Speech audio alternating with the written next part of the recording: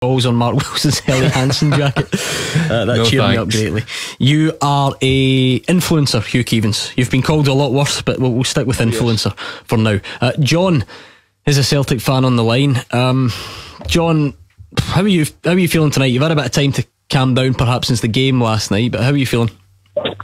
I wasn't mad about last night. I was just expecting it. To be honest, I was expecting it.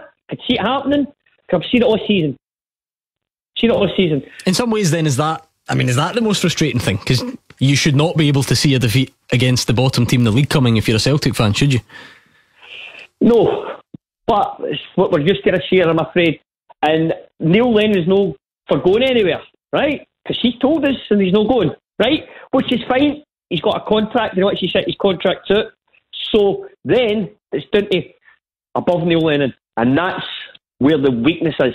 It is shockingly weak from Peter Lawwell.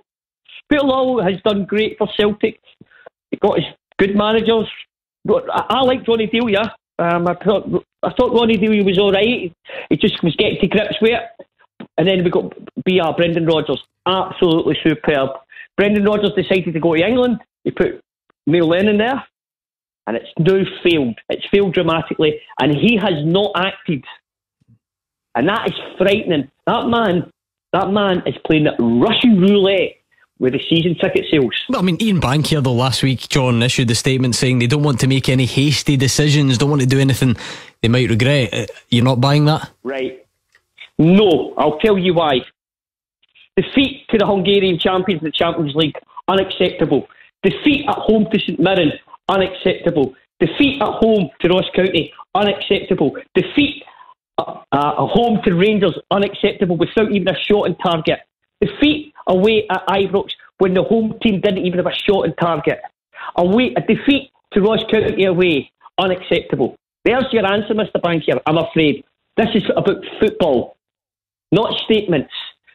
Now, the signings have been awful. Now, the signings have been actually awful for about 3 years, to be fair. You know, the signings are awful. Everything from the start of the season hasn't worked. And Neil, I know he's a good Celtic man, but so am I. I've said that before. It has not worked this year, and it's failed dramatically. It has failed. It's actually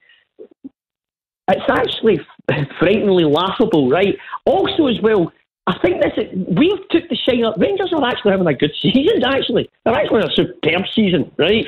But the talk is how bad we are. How bad. There's been no challenge from Celtic and the biggest season they've had since probably 1967. No challenge.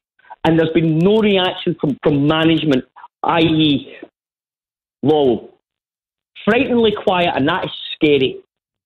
Yeah, I'm putting Peter Lawwell specifically, Hugh, but I did say that they've not been silent over the piece. Ian Bankier said last week the problem is most Celtic fans don't seem to be in agreement with that. That didn't seem to do anything to calm things down. No, Ian Bankier doesn't speak the language of the Celtic supporters. He's a corporate man, and they are the season ticket buyers, and they don't speak the same language.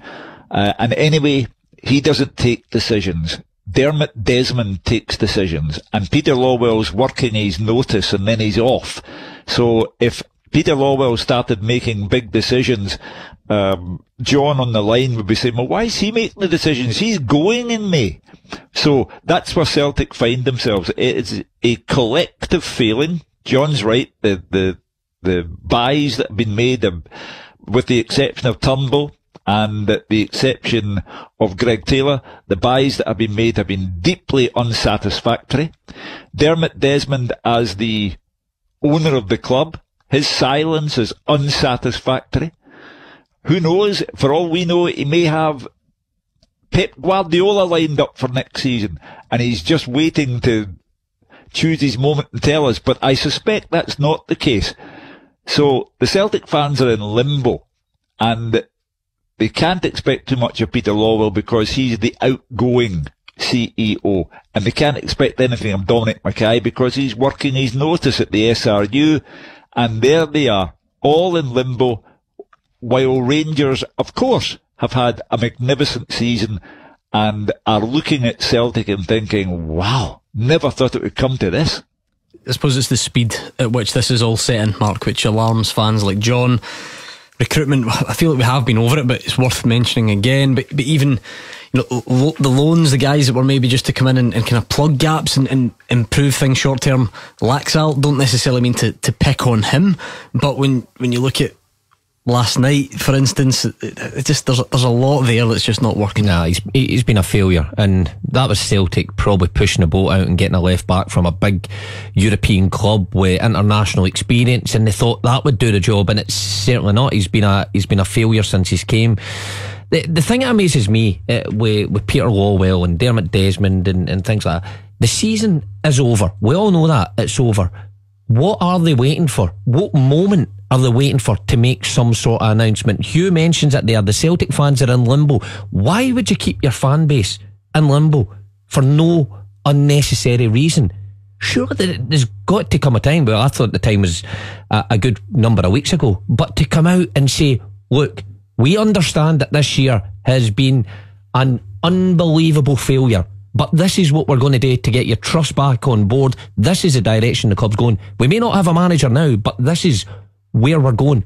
Why would you keep that quiet? When's that point going to come? It's got to come surely soon if these season tickets or renewals coming round. Alright, thank you very much to John. I'll warn you now, we are a bit short on time, but I do want to squeeze one more in, so let's see what Dylan in Govan has to say for himself. On you go, Dylan. How you doing, guys? Good, thanks. I listened to the show a moment ago. I've heard if there's someone out there that can shock us by saying they would keep Neil Lennon, then that's me. Because yes, it's been a massive failure, but seasons gone past as a player, as a captain, as a manager, this guy's a serial winner at Celtic and has been. That doesn't mean, yes, it's an absolute disaster of a season. The guy says before there, probably the biggest season. But does this guy not deserve the chance to read? But I personally think he's managing this club with one or two hands tied behind his back as well. He's got Celtic are not the same club as I remember years and years ago. I mean, they may have always been a selling club, but now it's out there for everybody to know. These players are holding Celtic to ransom as well. I mean, there's Odyssey and Edward, who, for me, Christie, Rogic, these kind of guys, it's as if they're all, from the start of the season, all picking and choosing when they're going to turn up. And Neil Lennon can't just drop these guys for lengthy times or bin them to reserves, etc., because they're an asset to the club. And they would be a lot less of an asset if they weren't in the team, or if he was. I mean, you imagine Guardiola or Klopp or one of these other big clubs in Europe, a guy, players with bad attitudes, they would bin them because of no risk of getting the chap on the door saying, why are you dropping him? He's a big asset, Neil, we can't afford. But he's not playing, you're taking 5, 6, 7, 8 million pound off the asking price. I just don't think, I think he's managing with his hands tied behind his back. I think the players need to look at it. I mean, you have ringed off a couple of players there, Turnbulls, etc. I think watching that last night, our team is very, very soft. Very, very soft. I take the point about players taking the blame, Dylan. It's important to reference that. None of this can be about one man, obviously. So it's not for a second want to let the show suggest that it's all about Neil Lennon. But is it not one of the unavoidable inevitabilities about management? You've called this season a disaster. Who pays the price for that disaster then if it's not Neil Lennon? So Jurgen Klopp, will he be sacked as a Liverpool manager this season? He's got a Champions League, yeah, and a Champions League trophy under his belt. Look, Dylan, see your point about sympathy for Neil Lennon. I do have some sympathy for Neil Lennon. I do think it's been a tough job for him. I know for a fact that he wanted people in there beside him. Yet, I was speaking to Tommy Johnson last week, who said the powers that be decided not to take him, but Neil Lennon wanted him. Now, if you're a manager at a club like Celtic, you want people in beside you, so I do have sympathy. On the flip side of that, and then Neil seen that situation and he chose to then go on and accept it. It's made it difficult for him, and Gordon rightly points out it doesn't fall all on one man. The players have to take responsibility, but you cannot sack players. That is the point here. They may get sold, but there's only one man at the end of the day that will lose his job ultimately. Hugh? Yeah, I mean, the on the line there, Dylan refers to Neil as a serial winner, and that has been the case. But he's now turning into a regular loser. And, you know, with regard to Odsonne Edouard, he has to be sold because his contract's running down, and Celtic can make an awful lot of money in Odsonne Edouard. So business is business. But Celtic have a squad of players who should not be losing at home for the first time in 30 years to St Mirren, who should not be going out of cup competitions to Ross County at Celtic Park, who should not have fallen this far behind Rangers, 18 points with 8 games left to play. The season, summed up, has not been acceptable. Dylan, give us a call back sometime.